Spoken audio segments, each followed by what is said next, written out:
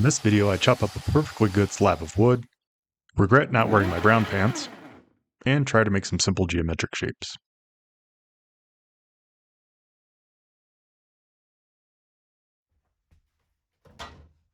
I've had this small slab of wood in my shop for a while now. It used to be the mantle above a pellet stove heater in our living room, but we took out the stove when we got a gas furnace. I took out the giant rock wall the slab was sitting in front of, and just haven't done anything with it yet. Today I'm just taking off a small piece to try my first epoxy pour. Then I'm going to make a couple of plant stands. We always need more places to put plants.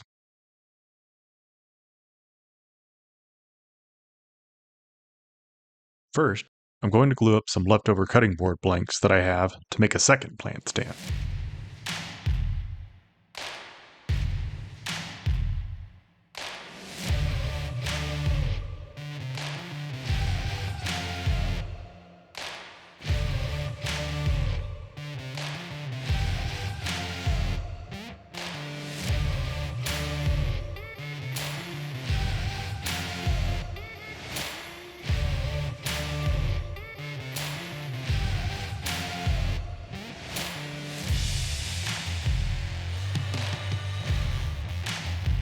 Later, I'll try a large epoxy pour with the rest of that slab and use it for something real original, like a coffee table or maybe a motorized standing desktop.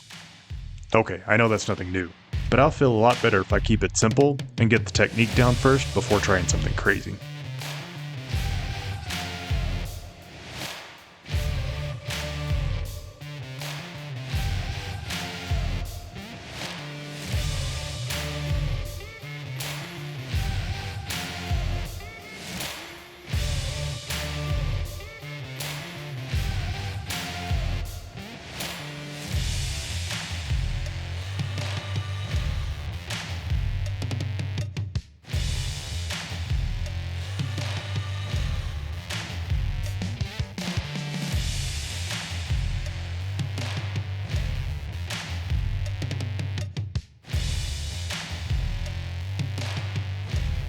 Now to build the mold. I'm using some 3/4 inch thick melamine and just making a simple square box.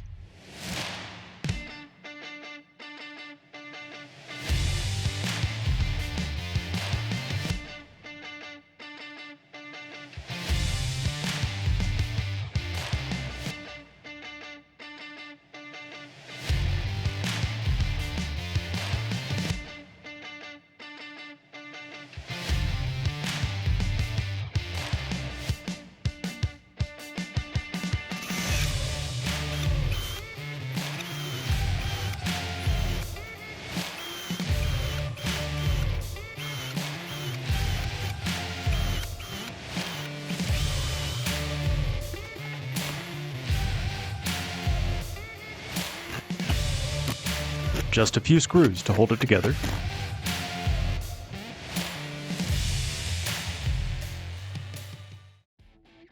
And then some caulk to keep it from leaking.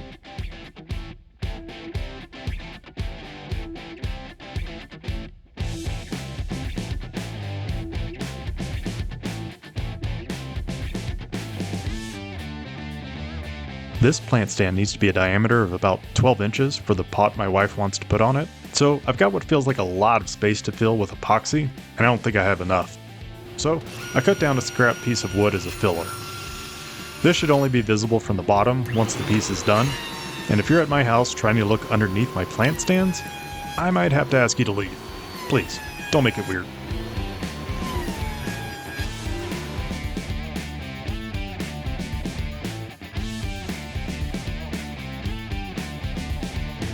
I gave my wife a couple of choices of color, an ocean blue or simply black.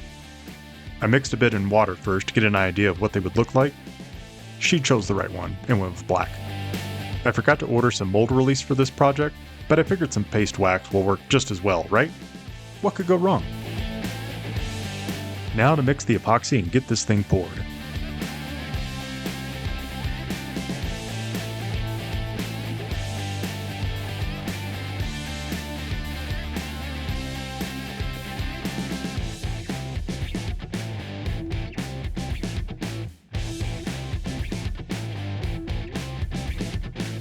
I might have gone a little heavy on the black powder tint, but I really didn't want that filler piece to accidentally show through.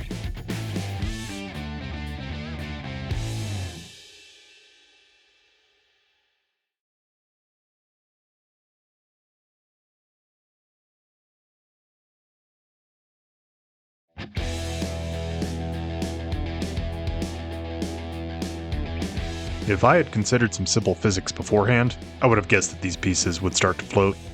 But no big deal, I just had to get something on top to weigh these down, and we're back in business.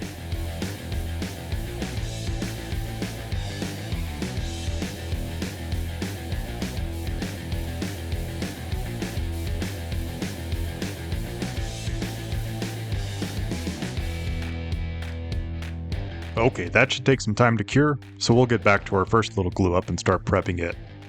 I clean off a little glue squeeze out and run it through the planer to get the thickness I want, which is about 1 inch thick.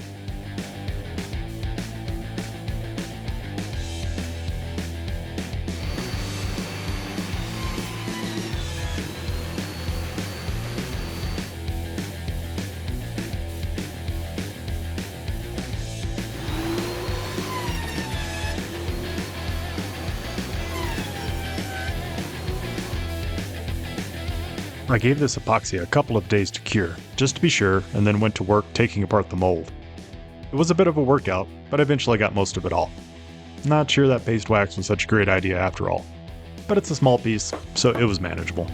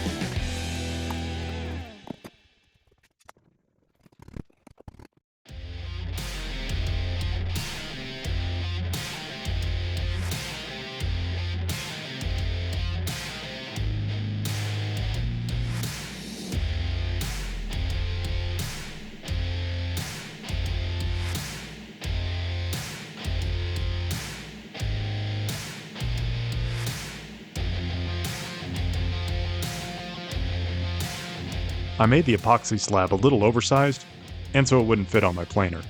So I set up a slab flattening jig for my router and installed a slab flattening bit.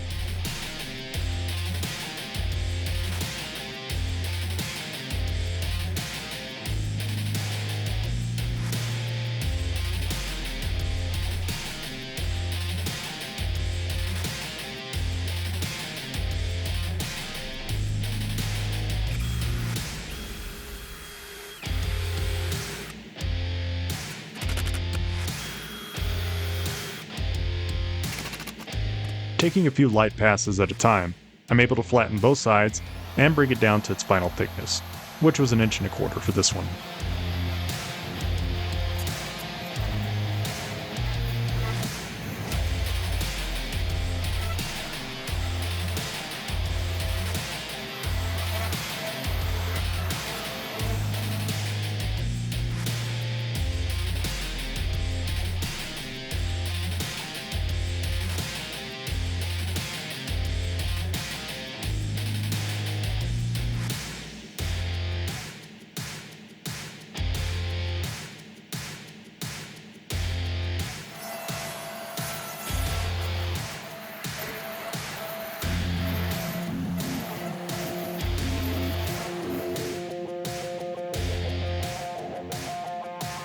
The router flattening jig works well, but it leaves a hell of a mess.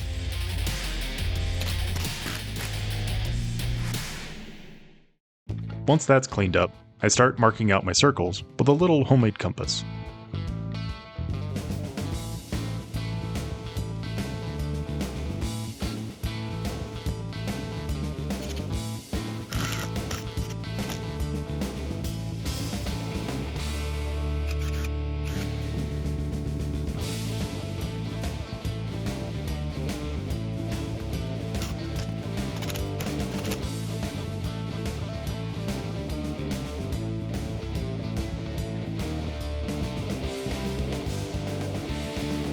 Then I head over to the bandsaw to cut off most of the excess, leaving just a little on the edges.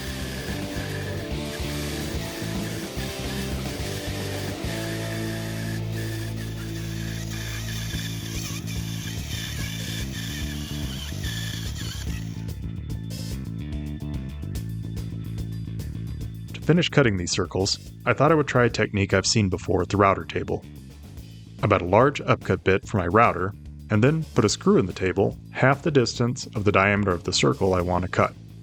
I'll cut off the screw head and put the center of the circle over it. Now the idea is to slowly raise the router bit into the wood piece and then spin the wood around the screw, making a perfect circle. My problem was that I bought a bit that was way too long, so I couldn't drop my router low enough to get the bit beneath the surface to start that initial light pass. But I had the brilliant idea of trying this anyway. And I thought since I had cut away most of the wood and only had a small amount left to cut away, it could still work. What could go wrong?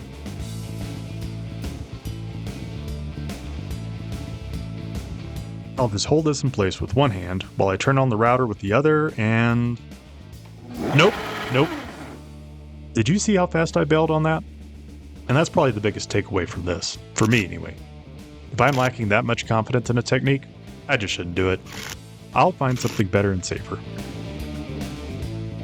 So I set up my circle cutting jig and cut a couple of passes to start making that circle.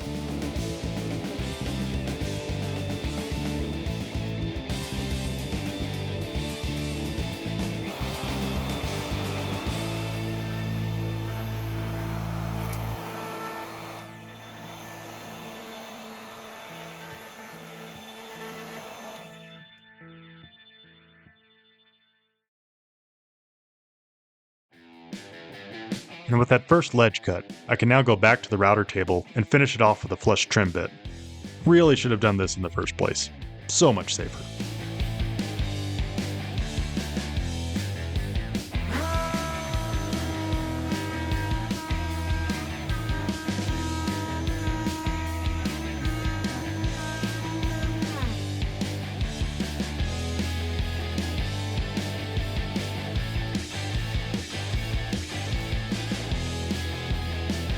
And now to repeat that with the epoxy slab, but this time I'll skip that whole sketchy setup in the beginning.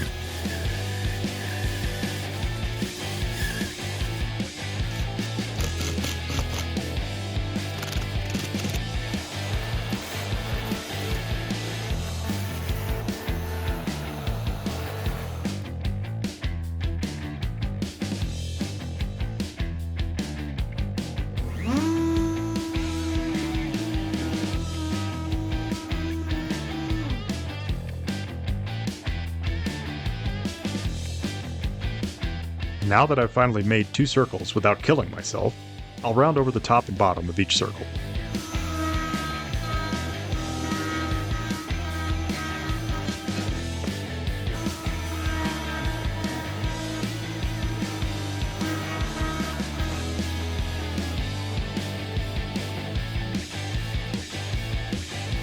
And then it's time to get sanding.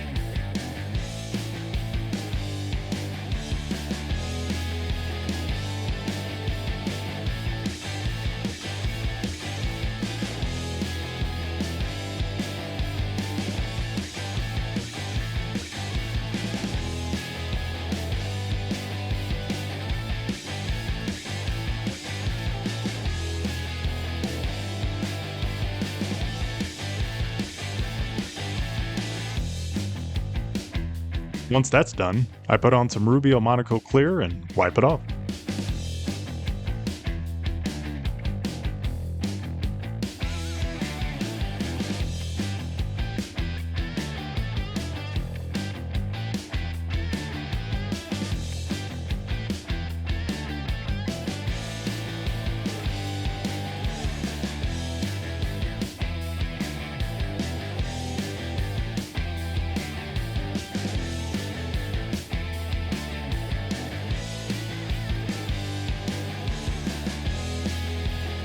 I'm just going to use some hairpin legs for each of these.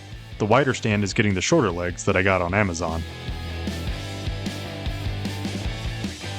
For the smaller stand, I'm using some taller legs I took off a sofa table I built years ago that we no longer use. One small problem though, the mounting plates are too big. But we can fix that in a minute.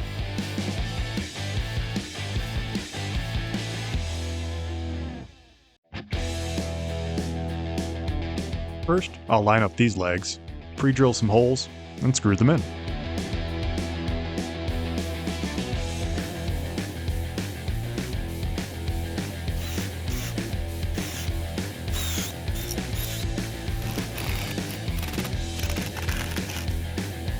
One plant stand down, one to go.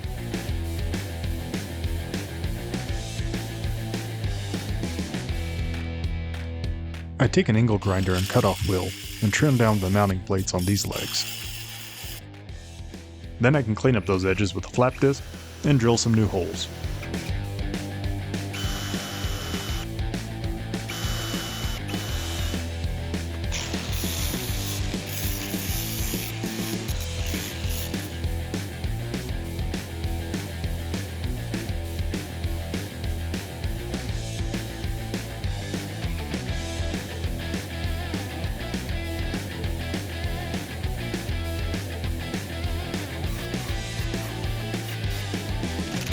A few screws later, and these stands are done.